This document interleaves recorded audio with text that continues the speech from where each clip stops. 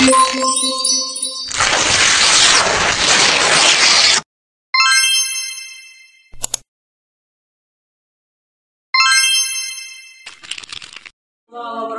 Waalaikumsalam warahmatullahi wabarakatuh.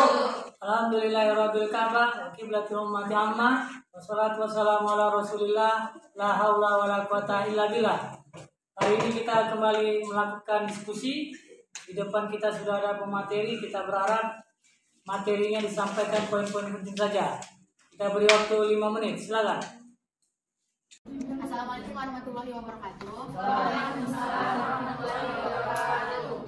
Alhamdulillahirabbil ka'bati wa qiblati ahmatin ahmatan wassalatu wassalamu ala rasulillahi la haula wala quwwata illa billah.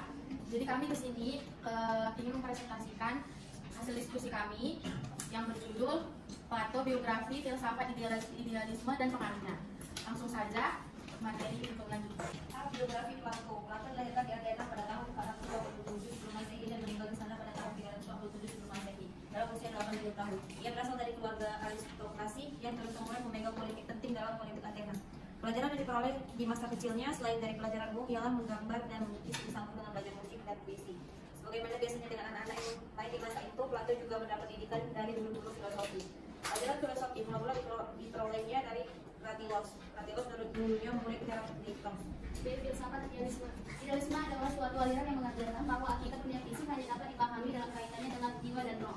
Istilah idealisme diambil dari kata idea, yaitu sesuatu yang hadir dalam jiwa.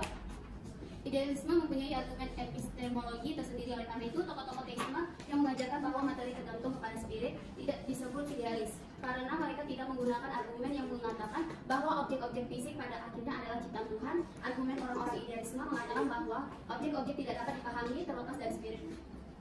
Tokoh aliran idealisme adalah Plato, tahun 427 sampai 374 Masehi. Sebelum Masehi ia adalah murid Socrates. Kalau dalam pandangan idealisme adalah gambaran dari dunia idea, sebab posisinya tidak menetap, sedangkan yang dimaksud dengan idea adalah hakikat murni dan asli, keberadaannya sangat absolut dan kesempurnaannya sangat mutlak, tidak bisa digunakan oleh material. Pada kenyataannya idea digambarkan dengan dunia yang tidak terbentuk. Demikian jiwa bertempat di dalam dunia yang tidak bertumbuh, yang dikatakan dunia idea. Dunia idea adalah pekerjaan rohani yang berupa angan-angan untuk mewujudkan cita-cita yang karyawan merupakan lapangan metafisis di luar alam yang nyata. Menurut Bergson, rohani merupakan sasaran untuk mewujudkan suatu visi yang lebih jauh jangkauannya, yaitu intuisi, dengan melihat kenyataan bukan sebagai materi maupun dunia luar. Aliran idealisme kenyataannya sangat identik dengan alam dan lingkungan, sehingga melahirkan dua macam realita, yaitu yang nampak dan realitas sejati, yaitu merupakan sifat yang kekal dan sempurna.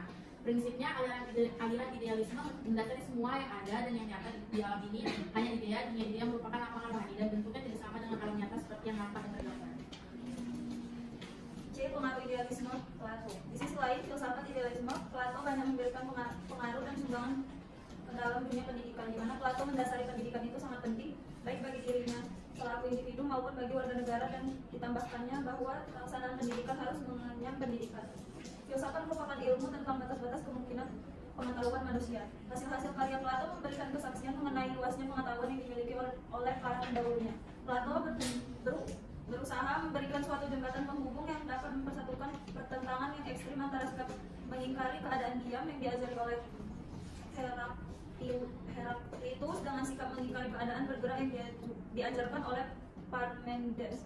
Plato senantiasa mengajarkan agar orang berpangkal pada sesuatu yang terdapat di atas kenyataan duniawi, namun sekaligus berpegang erat kepada kenyataan duniawi. Kitab-kitab yang berjudul Negara dan Hukum memperlihatkan bahwa Plato tidak mengajarkan manusia melarikan diri dari kenyataan duniawi. Plato mengatakan bahwa dengan kita mengenal suatu benda atau apa yang di dunia ini sebenarnya adalah proses pengingatan, sebab menurutnya setiap manusia sudah mempunyai pengetahuan yang dibawanya pada waktu berada di dunia idea. Dan ketika manusia masuk ke dalam dunia realistis, jasmani pengetahuan yang sudah ada itu hanya tinggal diingatkan saja. Maka Plato menganggap juga seorang guru adalah mengingatkan muridnya tentang pengetahuan yang sebetulnya sudah lama mereka miliki. Ajaran Plato tentang etika kurang lebih mengatakan bahwa manusia dalam hidupnya mempunyai tujuan hidup yang baik, dan hidup yang baik itu dapat tercapai. Negara menurut Plato, negara terbentuk atas dasar kepentingan yang bersifat ekonomis atau saling membutuhkan antara warganya, maka terjadilah suatu spesialisasi bidang pekerjaan, sebab tidak semua orang bisa mengerjakan semua pekerjaan dalam satu waktu. Dari sini diseleksi lagi untuk menjadikan calon pemimpin politik, dan untuk membentuk pemimpin mereka harus belajar filsafat hingga usia 30 tahun. Tujuan belajar filsafat ini untuk melatih mereka dalam mencari kebenaran. Mereka yang lulus seleksi akan mempelajari filsafat dan dialektika secara lebih intensif selama 5 tahun. Arti kegolongan dalam negara yang baik yaitu pertama, golongan penjaga yang tidak lain adalah para filsuf yang sudah mengetahui yang baik dan kepemimpinan dipercayakan pada mereka. Kedua, pembantu atau prajurit. Dan ketiga, golongan pekerja atau petani yang menanggung kehidupan ekonomi bagi seluruh polis. Adapun negara yang diusulkan oleh Plato berbentuk demokrasi dengan monarki, karena jika hanya monarki maka akan terlalu banyak kelaliman, dan jika terlalu demokrasi maka akan terlalu banyak kebebasan, hingga perlu diadakan penggabungan, dan negara ini berdasarkan pada pertanian bukan perdagangan. Hal ini dimasukkan menghindari nasib yang terjadi di Athena. Plato menegaskan bahwa manusia begitu terikatnya pada dunia tangkapan indrawi sehingga sukar sekali baginya untuk mendaki ke dalam dunia idea. Plato sering menggambarkan titik puncak pemikirannya dengan menggunakan suatu cerita atau suatu mitos. Filsafat Plato merupakan suatu upaya perkasa untuk menjembatkan pertentangan di antara tokoh-tokoh yang mendahulunya. Plato mencoba untuk menghindari dilema yang dihadapi oleh Zeno dari Elea dengan jalan memberikan bentuk kenyataan sendiri-sendiri kepada yang berubah dan yang tetap. Itu aja materi yang kami sampaikan. Jika ada teman-teman yang ingin bertanya, kami persilakan. Kenapa nama saya Indra? Pertanyaannya, bagaimana pandangan Plato tentang jiwa manusia? Baik, sebelumnya terima kasih kepada pemateri. Perkenalkan nama saya Penyala. Jadi di sini kan tadi menjelaskan tentang filsafat idealisme. Nah, apa saja contoh filsafat idealisme di bagian pendidikan? Jawab pertanyaan Linda, yang pertanyaannya bagaimana pandangan Plato tentang jiwa manusia.